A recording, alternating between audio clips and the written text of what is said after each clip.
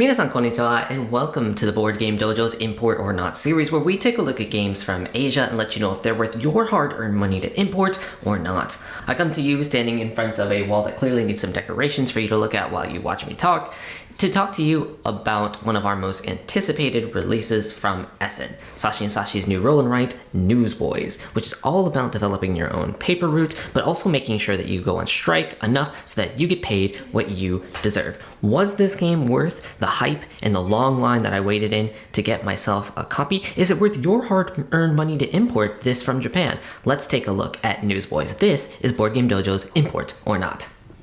Newsboys is played over the course of turns in which each player will be taking their actions simultaneously.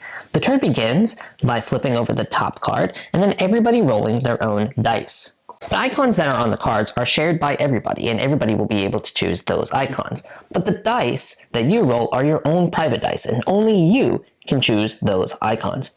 What the icons mean is that you can fill in that many in a neighborhood that is adjacent to one that you have already marked off on your map, or you can do that many into the strike gauge, but I will explain that a little bit later.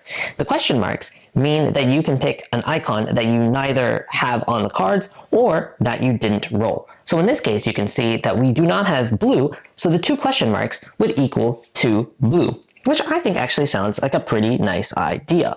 You go to the map, and the first turn has to be next to the X in the starting square. Since we have 2 blues, we can actually mark off this section right here. When you complete a neighborhood, you get to mark off that color on the bottom of the board. So in this case, I checked off a blue, so I get to cross off the first blue icon. Now, an important thing to know about these icons is that you have to take the exact number of icons that they have. So in this instance, this would have been worth 2 blues. I couldn't have chosen to only take 1 blue here. And that's important because of referral bonuses. And I actually got one of those in this instance. If and only if you can mark off that neighborhood with exactly the amount of icons that you need to complete that neighborhood, you get a referral bonus.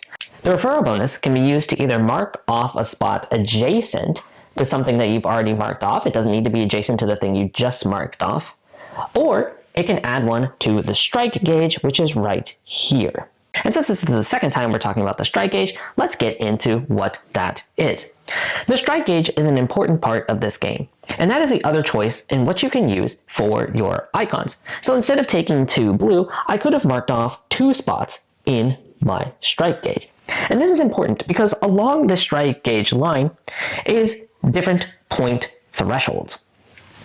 When one person completes every color of neighborhood twice, you'll have a payday. And also when a person completes all of their icons 3 times, you'll also have a payday. And the payday is determined by either how many points you have in your strike gauge. So in this case, I would have 2 points, so that would be 2 there. And how much money you've made along your route. In some of the neighborhoods, there are sometimes these dollar signs that are on there. If you complete that neighborhood, then you can mark off this dollar sign. So in this case, if I could complete this whole neighborhood right here, I would get to mark off a dollar sign on my board. Back to payday scoring, you would take however many dollars you have. So in this case, let's say I have $6, but I only have 2 strike points. So I only get the score for the lowest number. So for my first payday, I would only get 2 points. The other way is also important though, because let's say I only have $1, but I have 2 strike points. Well, I actually only get the 1 point for the dollars, which is why it is important to make sure that those 2 things are balanced. Other important scoring bonuses can be region bonuses, like if you're the first to complete the D region of the board entirely. If you're the first to complete all of one type of neighborhood, you also get points. The other players will get points if they can do it as well, but they get less points than you do. And if you're the first player to complete all of the neighborhoods twice, 3 times, and 4 times. You'll keep going until either one player completes all of 2 different types of neighborhood, or you draw the end of game card. At that point, you'll have one final payday. You'll count up all of your bonuses and paydays, and whoever has the most points wins. And that's how to play Newsboys.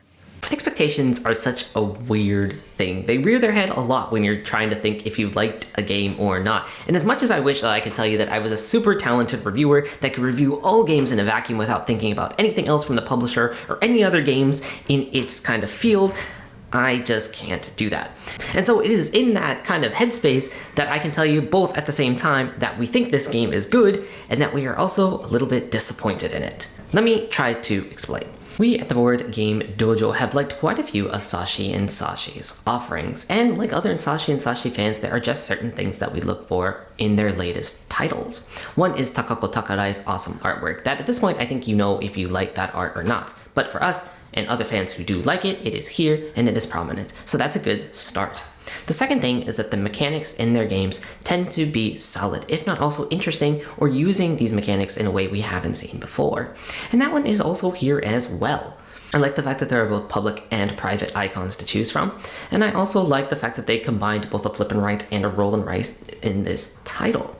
And like other roll and writes that we like, I do like the opportunity that is there for a combo that makes you feel oh so satisfied, that you left just one spot in a few different neighborhoods to cross off, and then once you get exactly the icon that lets you finish it and get an extra mark, then you just start going to town, finishing all these different neighborhoods. I quite like that. It feels satisfying when you get to do that. But now is the third thing, and this is where I think this game just comes up a little bit short.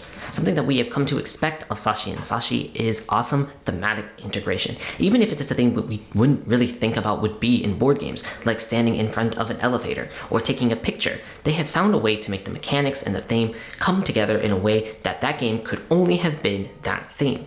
I can hear you screaming through the screen, hey, this is a roll and write, it doesn't have to be thematic, but Saashi and Saashi have already pulled this off before with their previous success, Let's Make a Bus Route, in which you're going to be having to pick up passengers and bring them to the other area of the map, and based on if they're a student, for example, they might need to go to the university, or a tourist might want to go to the tourist destinations. And along their bus route, if you go the same route as another bus, well, you're just creating a traffic jam and your passengers are not going to be very happy. Again, they made this game feel thematic, and it really elevated the game. So when we heard about this thing that you were going to be expanding your paper route, you're going to need to go on strike and take it to the man, right? Something like that, we were excited to see just what Saashi and Saashi could do with it. And that is where we felt most disappointed, because honestly, after we started playing this game, we could never have guessed that that is going to be what we were doing. This theme could have been absolutely anything, because almost none of the things that we were excited to see thematically are actually prominent in this game. Let me start off with just a slight nitpick, and that is the graphic design here. If one of the most important parts, the thing that you were selling us on, was to make a bunch of money, you would think that they would make sure that it was prominent enough on the board and in the squares that you would, if you cross them off, you get the money. You would think they'd make those signs large enough to make sure you don't forget about them. But that is just not what happens. Frequently when we were playing with people, they would completely miss that they were able to cross off a dollar sign in the map because they're so small. And in the bottom part of the board, where you're supposed to mark down that you did indeed get to cross off that dollar sign, people are also missing that because it, again, is just such a small part of the board.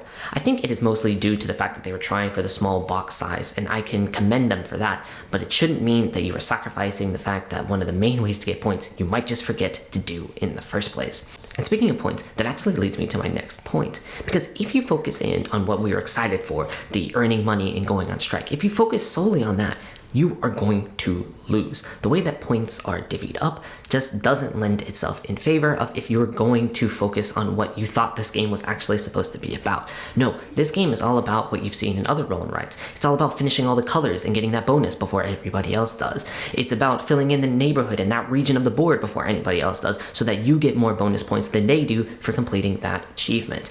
And this is especially prominent in a 2 to 3 player game, where the points that you get from the strikes and money are not different enough to make up for the points that you might have missed for sacrificing finishing this part of the board faster.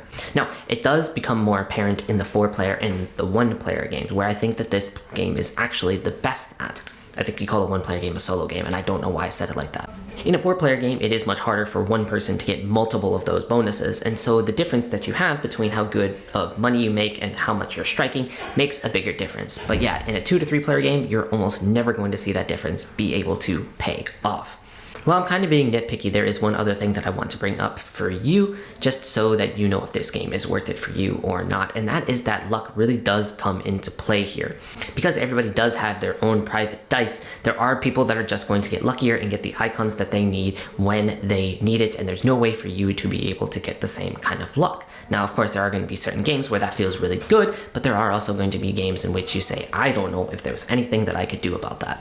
Now, for us, we just kind of accept that as part of the roll and write thing, but for a game that does offer this much complexity and this much strategic thinking, that can be a turn off for some people, and it was for some of the people that we played it with. But getting that out of the way, getting those kind of nitpicky things out of the way, we think that this game is really quite good, and I want to get that point across. If this was from pretty much any other publisher in Japan, we'd probably be talking about how impressive it was, how solid mechanically it was, how good the graphic design is, and everything like that. But that is back to where we were talking about the expectations. We think that this is probably in the top third of roll and writes that are out there. This is a good game. But at the same time that we can say that, we can also say that this is probably in the bottom third of Saashi games. And that is just a weird thing to think about. So for our final conclusion, do we think that this is worth it for you or not? Is it worth paying the retail price and the import fees to get this? And we kind of just think that this game feels so close to being a recommendation, but the thematic integration just keeps us from giving it that full recommendation to you. We think this would be an awesome game for you to grab if you can get it for just the retail price, or if you end up in Japan and you want to grab some Saashi and Saashi games while you're here, that's a perfect opportunity to be able to grab this game. But something that we always try to think about when we talk about if this game is worth it for you or not is how unique it is, how special it is, and does it lend itself to the higher price that you have to pay for it. And we just think that because this lack of thematic integration that was supposed to make this game feel special, we think while the mechanics are cool, that there is a private and public part of the icons, that there are little combos that you can have, we don't think that it makes it feel different enough to warrant that heightened fee. A bit of a strange start to our post-SN coverage. We started with a game that we are both saying is good, but also disappointing. I don't really know where we're going to go from there. Make sure that you are keeping up with us on all of our social media, our podcast, and our YouTube, because the reviews are going to be coming quick and fast. And if there's something that you want to see us cover, don't be afraid to leave a comment down below or DM us. And any of those mediums, we are always so excited to hear from you. As always, いつもありがとうございます. Until next time, じゃあね.